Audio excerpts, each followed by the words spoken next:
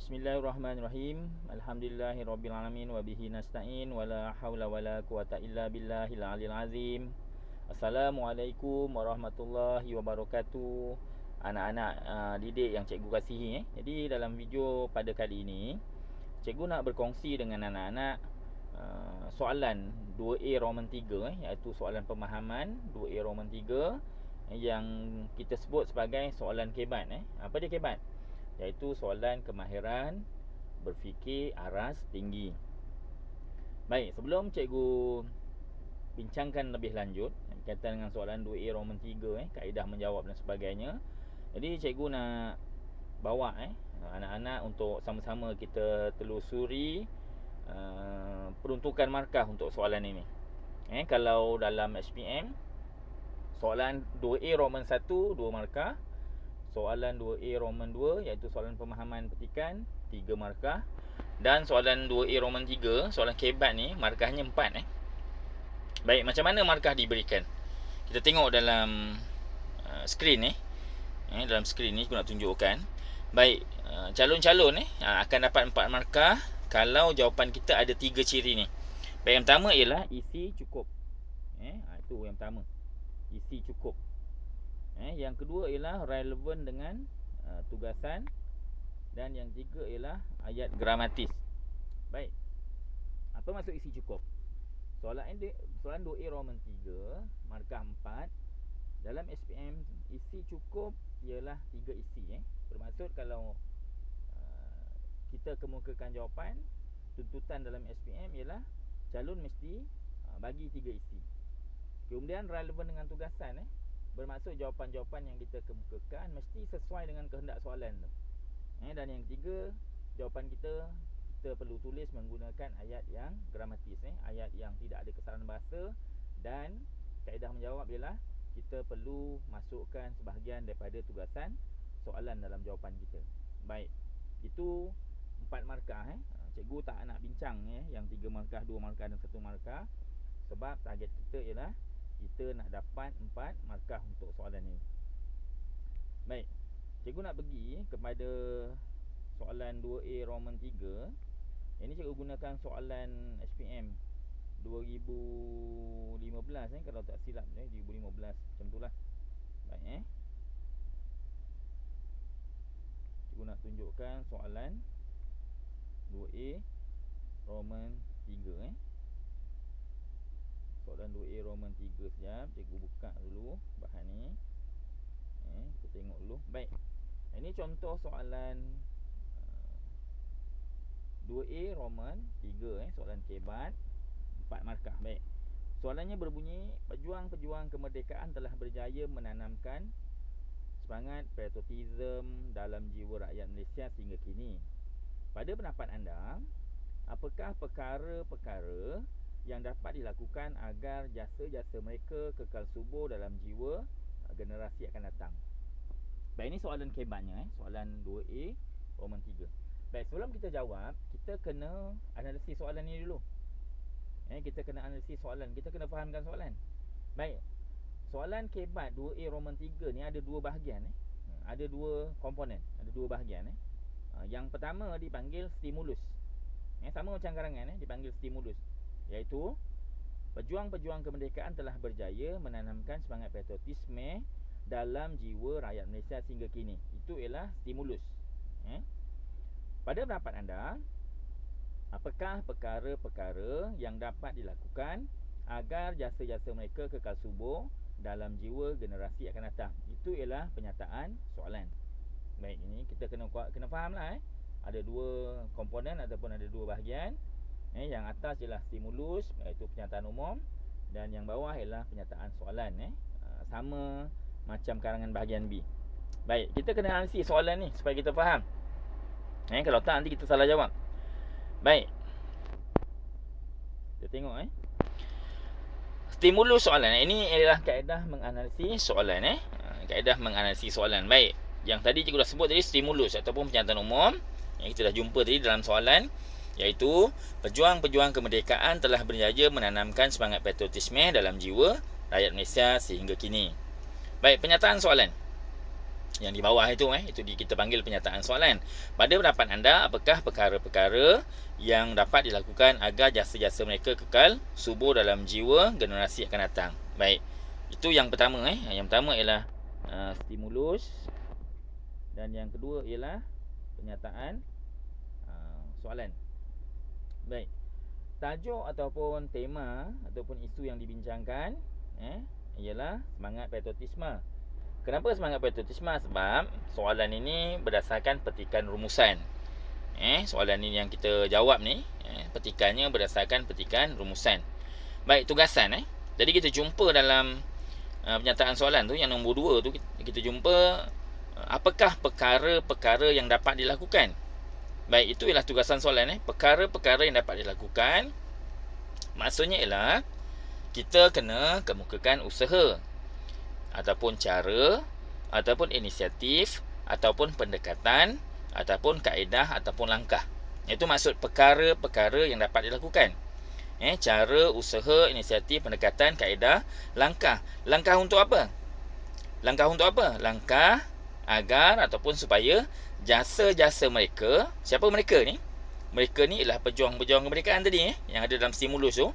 Agar jasa-jasa pejuang kemerdekaan kekal subur. Kekal subur dalam jiwa generasi akan datang. Maksudnya generasi akan datang tu kita lah. Kita lah generasi akan datang.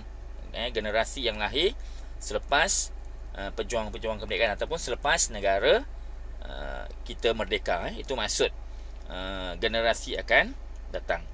Baik. Jadi soalan ni minta apakah perkara-perkara ataupun usaha-usaha tadi yang dapat dilakukan, siapa pihaknya? Siapa yang perlu melaksanakan usaha ni? Siapakah yang perlu mainkan peranan ni? Jadi jawapan kita nanti kita kemukakan pelbagai pihak, bukan hanya berfokus kepada satu pihak. Contohnya pihak kerajaan saja, tidak. Ataupun kita fokus kepada pihak sekolah saja, tidak. Jadi jawapan kita nanti kita boleh kaitkan cara-cara ataupun inisiatif-inisiatif ni tadi dengan pihak-pihak yang tertentu lah. Pelbagai pihak, mungkin lebih daripada 2 pihak. Mungkin kita masukkan 2 pihak ataupun 3 pihak yang sesuai dengan tugasan soalan ni. Cuma yang perlu kita ingat ialah dalam penyataan soalan ada perkataan ataupun ada frasa yang perlu kita fahami betul-betul, iaitu frasa kekal subur. Jadi kita jumpa kan, pada pendapat anda, apakah perkara-perkara yang dapat dilakukan agar jasa-jasa mereka kekal subur. Baik, kekal subur ini, inilah yang disebut sebagai killer words ataupun perkataan-perkataan yang boleh membunuh jawapan kita. Kalau kita tak faham betul-betul maksud kekal subur, kita kemukakan jawapan, berkemungkinan jawapan kita tadi tak tepat. Baik, jadi apakah usaha-usaha yang boleh dilakukan untuk memastikan jasa-jasa pejuang negara ni kekal subur? Apa maksud kekal subur? Maksud kekal subur ni sustainable lah. Kalau dalam bahasa orang putih dia kata sustainable. Maksudnya kekal lama, berpanjangan. Bukan kata kita buat satu usaha, minggu ni kita ingat, minggu depan kita ingat, bulan depan kita ingat, tahun depan kita ingat, kemudian hilang. Masuk kekal subur ni, usaha yang kita buat ni, usaha yang pihak-pihak ni buat akan menjadikan generasi muda kita ni dapat ingat jasa-jasa pejuang negara ni sampai bila-bila. Itu masuk kekal subur. Maksudnya dalam tempoh yang panjang, jangka masa yang lama. Jadi yang ini perlu kita buat. Analisis soalan ni perlu kita buat supaya kita benar-benar faham apakah tugasan soalan ataupun apakah tuntutan soalan ni. Jadi secara umumnya tuntutan soalan ni ialah soalan minta calon kemukakan usaha yang boleh dibuat oleh pelbagai pihak, bukan hanya satu pihak, untuk pastikan jasa-jasa pejuang-pejuang kemerdekaan ini kekal subur dalam jiwa generasi muda ataupun generasi akan datang, iaitu kita lah, generasi selepas kemerdekaan negara. Baik, cikgu harap yang ini anak-anak faham. Jadi kalau dapat soalan lain nanti kena faham, kena analisis dulu. Kalau tak analisis nanti takut-takut kita salah jawab. Baik, jadi kita nak kembali kepada jadual tadi. Jadi ini soalan 2A Roman 3, soalan kebat. Berapa isi yang perlu kita kemukakan? Bermaksud kita perlu kemukakan 3 usaha, 3 cara Bukan satu, bukan dua, tapi 3 cara. Kenapa 3 cara? Kalau kita kemukakan 3 cara, barulah layak dapat 4 markah. Tapi ada syarat tambahan kan. Selain isinya cukup, iaitu 3 isi, pastikan juga jawapan-jawapan kita memenuhi tuntutan soalan ini, ataupun kehendak soalan. Dan yang ketiga, jawab menggunakan ayat yang gramatis. Jadi ada 3 syarat. Ada 3 syarat. Yang pertama, isi mesti cukup, 3 isi. Kedua, memenuhi tuntutan soalan ataupun memenuhi kehendak soalan ataupun tugasan tadi. Dan yang ketiga, ayat-ayat yang kita bina sebagai jawapan mestilah ayat yang gramatis. Maksudnya ayat yang tidak ada kesalahan bahasa dan sebagainya. Okey, jadi cikgu harap anak-anak faham. Okey. Baik. Kita nak pergi kepada isi-isi cadangan. Jadi tadi cikgu sebut dalam jawapan kita mesti kaitkan usaha cara dengan pihak-pihak tertentu.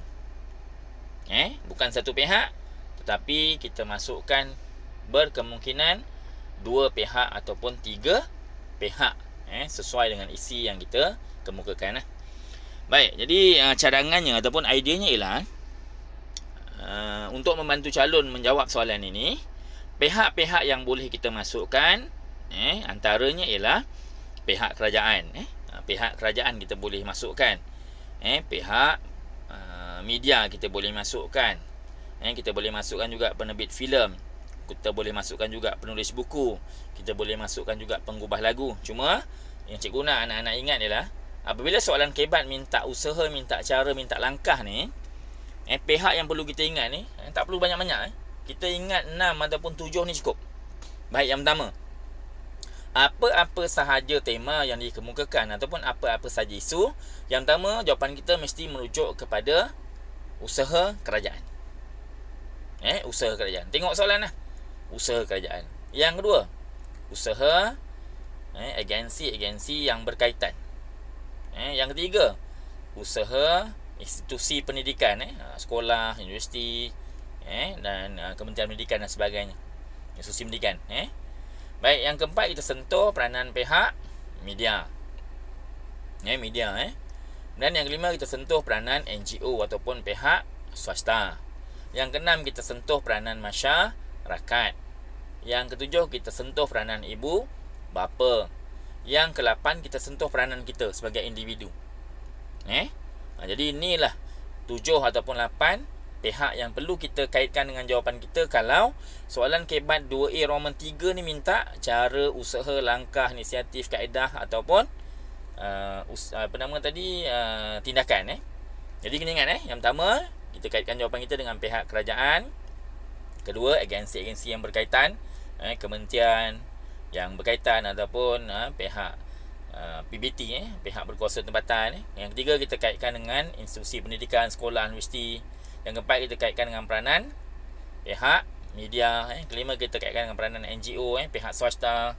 Yang keenam kita kaitkan dengan peranan masyarakat. Ketujuh kita kaitkan dengan peranan ibu bapa ataupun keluarga. Dan yang ke-8 kita kaitkan dengan peranan kita sebagai individu lah. Kalau kita ni pelajar, sebagai pelajar. Kalau kita ni penjawat awam, sebagai penjawat awam. Kalau kita ni pekerja, sebagai pekerja. Kalau kita ni majikan, sebagai majikan. Jadi ini ialah pihak-pihak yang boleh kita kaitkan dengan jawapan kita. Jadi kena faham tu. Apa-apa sahaja soalan ataupun tema ataupun topik ataupun tajuk tadi, cuba kaitkan jawapan kita dengan pihak-pihak yang cikgu dah sebut ni. Ingat tu. Baik. Jadi untuk soalan tadi, usaha-usaha ataupun cara-cara ataupun dalam soalan disebut apakah perkara-perkara yang dapat dilakukan oleh pelbagai pihak kan, agar jasa-jasa pejuang kemerdekaan ni kekal subuh. Jadi yang pertama kita boleh sentuh peranan kerajaan. Peranan kerajaan. Baik, apakah usaha kerajaan untuk memastikan kekal subuh? Jadi kita boleh jawab dalam jawapan kita. Yang pertama ialah peranan kerajaan membina tugu peringatan ataupun tanda kenangan ataupun monumen berkaitan tokoh. Yang kedua, apa peranan kerajaan? Menamakan jalan ataupun bangunan ataupun institusi pendidikan dengan nama tokoh ataupun nama pejuang kemerdekaan. Dan yang ketiga, peranan kerajaan ialah membina galeri khas ataupun memorial berkaitan tokoh-tokoh pejuang kemerdekaan. Baik, itu usaha yang boleh dibuat. Itu usaha yang dia buat. Jadi dalam jawapan kita akan jawab pada pendapat saya. Sebab soalan tadi mula dengan pada pendapat anda.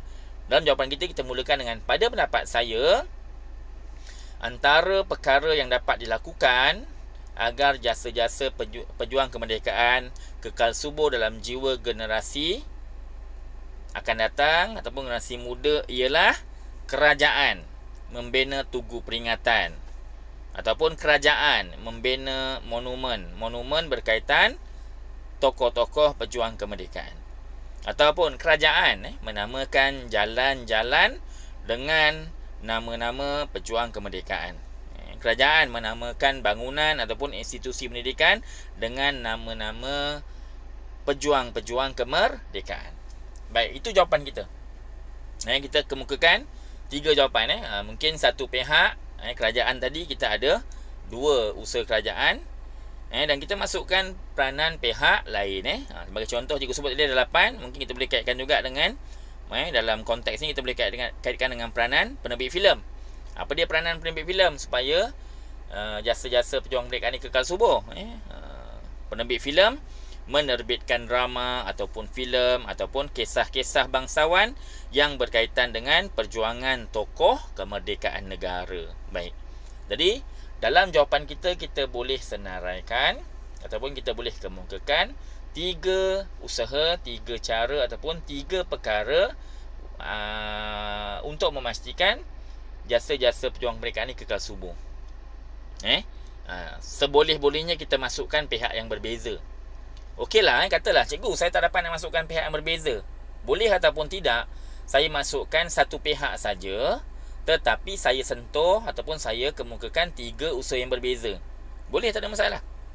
Boleh, tak ada masalah. Dalam SPM diterima satu pihak dengan 3 usaha, boleh. Kita kemukakan 3 pihak, setiap pihak kita kemukakan usaha yang berbeza pun boleh. Baik. Jadi dalam jawapan kita perlukan 3 isi. Cuma cikgu nak buat tambahan. Dalam kaedah penandaan ataupun pemarkahan SPM, kita gunakan kaedah pemarkahan calon kena kemukakan 3 isi. Mesti 3 isi. Baik. Cuma dalam SPM sebenar ada juga calon yang mungkin kita kemukakan 3 isi. Kita bagi 3 isi. Kemudian 1 isi salah. Cikgu saya dah bagi 3 isi, 1 isi salah. Jadi adakah isi saya cukup? Kalau kita kemukakan 3 isi, 1 isi kita salah, 2 isi betul, bermaksud isi kita tak cukup. Sebab apa tak cukup? Sebab isi kita hanya ada 2 yang betul. Jadi 1 kita kemukakan salah, 2 betul, bermaksud isi tak cukup. Okey, kalau isi tak cukup, berapa markah? Isi tak cukup, katalah kita bagi 3, 1 salah, tinggal 2 isi tak cukup. Markah kita bukan 4, markah kita bukan 3, markah kita 2. Markah kita 2 je. Daripada 4 tadi, markah penuh kita hanya dapat 2. Kenapa? Sebab deskripsi yang pertama, isi kita memang tak cukup. Macam mana dapat 3 markah? 3 markah kalau isi cukup 3, menepati tugasan, tapi ayat tidak gramatis, tu dapat 3 markah. Tapi kalau kita bagi 3 isi, 1 salah, isi kita yang betul tinggal 2, bermaksud isi tak cukup, markahnya bukan 4, markahnya juga bukan 3, markahnya 2, jadi rugi. Jadi apa strategi nak buat? Jadi strategi yang kita boleh gunakan ialah bagi juga 3 isi. Pada masa yang sama dalam jawapan kita, dalam isi kita, kita masukkan huraian pendek ataupun huraian ringkas. Kita masukkan huraian pendek ataupun huraian ringkas. Contoh tadi. Contoh tadi. Tengok. Kerajaan membina tugu peringatan ataupun kerajaan membina tanda kenangan ataupun monumen-monumen berkaitan tokoh-tokoh pejuang kemerdekaan. Baik, itu ialah isi. Jadi dalam jawapan kita kemukakan huraian kecil ataupun huraian ringkas. Kita masukkan dalam jawapan kita ayat isi yang sama tadi. Kita bagi tambahan. Kerajaan membina tugu peringatan ataupun monumen-monumen berkaitan tokoh pejuang kemerdekaan supaya membolehkan generasi muda sentiasa mengenali serta mengingati perjuangan mereka. Bermaksud dalam jawapan kita tu, dalam usaha tadi, kita tambah dengan huraian kecil ataupun kita panggil sebagai huraian ringkas ataupun disebut juga sebagai rasional. Baik, kenapa kerajaan kena membina Tugu Peringatan sebagai usaha supaya jasa-jasa pejuang kemerdekaan negara ni kekal subur dalam jiwa generasi muda? Kita masukkan kenapa? Supaya membolehkan generasi muda sentiasa mengenali serta mengingati perjuangan mereka. Baik, itu ialah tambahan dalam jawapan yang kita katakan sebagai huraian ringkas ataupun huraian kecil ataupun rasional. Baik, katalah tadi kita bagi 3, satu salah, kita ada 2. Tetapi setiap jawapan kita ada rasional. Ada huraian kecil kan? Bermaksud dari segi pemarkahan, pemirsa akan tanda jawapan kita. 1 markah ialah usaha. 1 markah lagi ialah huraian kecil. Jadi markah kita ada 2 markah. Kita dapat 2 markah. Untuk jawapan ni kita dapat 2 markah. Ini kita andaikan kalau kita bagi 3, 1 salah. Tapi sebab setiap jawapan tadi kita gunakan strategi, kita bagi rasional ataupun huraian ringkas tadi. Jadi pemirsa akan tanda 1 plus 1, 1 tambah 1. Bermaksud ada pihak, sebab soalan ni minta usaha. Apabila soalan minta usaha, minta langkah, mesti ada pihak wajib masukkan pihak. Kalau tak masukkan pihak, walaupun usaha tu betul, kita tak terima dalam SPM. Tengoklah, mungkin tak terima, mungkin ada setengah 1 tahun tu diterima jawapan kan. Baik, ada pihak, ada usaha, 1. Ada rasional ataupun huraian kecil tadi, huraian ringkas tadi, dapat 1 lagi markah. Bermaksud walaupun kita bagi 3 isi, 1 salah, tinggal 2 yang betul, kita tetap layak dapat 4 sebab dalam jawapan kita sertakan dengan huraian kecil tadi. Faham Kita masukkan huraian kecil. Cuma apabila kita bagi huraian kecil ataupun huraian ringkas dalam jawapan ataupun rasional ni tak boleh kita ambil daripada pernyataan umum ataupun stimulus ataupun pernyataan soalan. Contoh tadi kita jumpa pada pendapat anda, apakah perkara-perkara yang dapat dilakukan agar jasa-jasa pejuang kemerdekaan kekal subur dalam jiwa generasi muda? Jadi kita ambil yang itu, pernyataan soalan tu kita ambil, kita jadikan sebagai rasional. Tak boleh. Contoh kita bina. Kerajaan membina Tugu Peringatan ataupun monumen berkaitan dengan tokoh-tokoh pejuang kemerdekaan negara agar ataupun supaya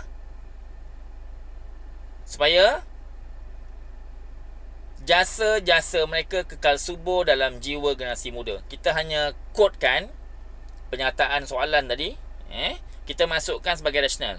Okey, jawapan kita ada usaha, ada rasional. Tetapi kita tak layak dapat 1 plus 1. Kenapa? Sebab huraian kecil ataupun rasional tu tadi kita ambil daripada pernyataan soalan. Tak boleh. Bermaksud rasional kita kena reka lah. Kita kena cipta. Kita kena buat. Tak boleh kita main copy and paste. Kita bawa masuk apa yang ada dalam pernyataan umum ataupun pernyataan soalan tadi. Tak boleh. Okey, contoh yang kedua. Kerajaan menamakan bangunan-bangunan ataupun institusi-institusi pendidikan dengan nama-nama tokoh pejuang kemerdekaan. Okey, kita tambah rasional. Supaya perjuangan mereka sentiasa dihargai oleh generasi muda. Pernyataan soalan kata, agar jasa-jasa mereka kekal subur dalam jiwa generasi muda. Kita masukkan dalam jawapan kita rasionalnya, supaya perjuangan mereka sentiasa dihargai oleh generasi muda. Lain Lain. Maka jawapan ini layak diberikan markah 1 plus 1. Jadi kalau kita bagi 3, setiap jawapan kita masukkan rasional. Kalau ada mana-mana jawapan ataupun usaha kita yang mungkin salah, tak tepat dengan skema, tinggal 2 jawapan. Markah kita bukan 2, tetapi markah kita tetap 4 markah. Kenapa? Sebab penandaan ataupun pemarkahan menggunakan pendekatan 1 tambah 1. Okey. Itu strategi. Tapi cikgu nak bagi tahu SPM 2018, SPM 2019, soalan SPM tetap minta calon kemukakan 3 isi. Soalan 2A Roman 3 4 markah. Calon kena kemukakan juga 3 isi. Ini tahun lepas 2019. Walaupun calon menggunakan strategi ataupun pendekatan ada isi tambah dengan rasional ataupun huraian ringkas, skema pemarkahan, peraturan pemarkahan tetap minta 3 isi dalam jawapan calon. Bermaksud kalau kita bagi 2 jawapan dengan pendekatan isi dan huraian ataupun isi dan rasional, kita tetap tak dapat 4 markah. Jadi markah kita tetap 2. Kenapa? Sebab calon hanya kemukakan 2. Begitu juga dengan calon yang bagi 3 isi. Daripada 3, 1 salah, 2 betul. Jadi dari segi pemarkahan, calon tak layak dapat 4 markah walaupun ada rasional. Calon hanya layak dapat 2 markah sebab isi tak cukup. Isi tak cukup 3, isi cuma ada 2. Jadi untuk SPM tahun 2020 ni, cikgu nak calon-calon MRSM Gemencih gunakan strategi ataupun pendekatan setiap soalan kebat yang minta usaha, langkah, cara, kita kemukakan pihak, tambah dengan cara ataupun usaha ataupun langkah tadi, dan tambahkan dengan rasional. Tetapi mesti kemukakan 3 jawapan juga. Tak boleh bagi 2. 3 jawapan juga, dan pastikan 3 jawapan tu mesti betul. By hook or by crook mesti betul. Kenapa? Kalau tahun 2020 menggunakan pendekatan mana-mana calon yang berikan 3 isi 1 salah walaupun ada rasional, walaupun ada huraian kecil, tetap dapat 2 markah. Sebab itu anak-anak, tahun lepas 2019, prestasi BM SPM seluruh negara, peringkat kebangsaan seluruh negara, bukan MRSM saja, seluruh negara bungkus. Maksud cikgu merudum sikit. Kenapa? Sebab pemarkahan untuk soalan 2A Roman 3 tetap 3 isi. Calon mesti kemukakan 3 isi. Walaupun ada huraian ke, tak ada huraian ke, mesti 3 isi. Jadi kita ambil pendekatan, bagi 3 ataupun 4 jawapan. Mungkin dalam jawapan kita mungkin bagi 3 idea ataupun 4 idea, dan setiap idea ataupun isi tadi kita kemukakan dengan rasional ataupun huraian kecil. Jadi itu saja cikgu nak kongsikan pada video kali ini. Mudah-mudahan dengan penerangan ringkas cikgu dapat membantu anda untuk buat persiapan dalam peperiksaan SPM sebenar, ataupun dalam peperiksaan SPM RSM, ataupun dalam peperiksaan semester, ataupun dalam ujian-ujian yang kita buat di peringkat mantap. Jadi itu saja. Cikgu ucapkan selamat menjujaya. Akhir kata, akhir kalam, maju rasukan untuk negara. Assalamualaikum warahmatullahi wabarakatuh. Sebelum tu cikgu nak tunjukkan contoh jawapan. Contoh jawapan lah. Belum tamat lagi, belum tak minta maaf belum tamat lagi. Cikgu nak tunjukkan contoh jawapan. Jadi jawapan kita lebih kurang macam ni lah. Pada pendapat saya, perkara-perkara yang dapat dilakukan agar jasa perjuangan kemerdekaan kekal subur dalam jiwa generasi muda akan datang. Itu ialah sebahagian daripada penyataan soalan kita bawa masuk sebagai jawapan kita. Pada pendapat saya, perkara-perkara yang dapat dilakukan agar jasa perjuangan kemerdekaan kekal subur dalam jiwa generasi muda akan datang ialah kerajaan membina tugu peringatan ataupun monumen berkaitan dengan tokoh pejuang kemerdekaan negara supaya membolehkan generasi muda sentiasa mengenali serta mengingati perjuangan mereka. Seterusnya, penerbit filem menerbitkan drama ataupun filem ataupun kisah bangsawan berkaitan perjuangan tokoh kemerdekaan supaya perjuangan mereka sentiasa segar dalam ingatan generasi muda. Itu contohlah jawapan. Jadi itu saja cikgu nak kongsikan. Sekali lagi, mudah-mudahan perkongsian yang sedikit ini dapat membantu anda, dapat dimanfaatkan untuk anda gunakan sebagai persiapan sebelum SPM nanti, insyaAllah. Jadi itu saja. Assalamualaikum warahmatullahi wabarakatuh.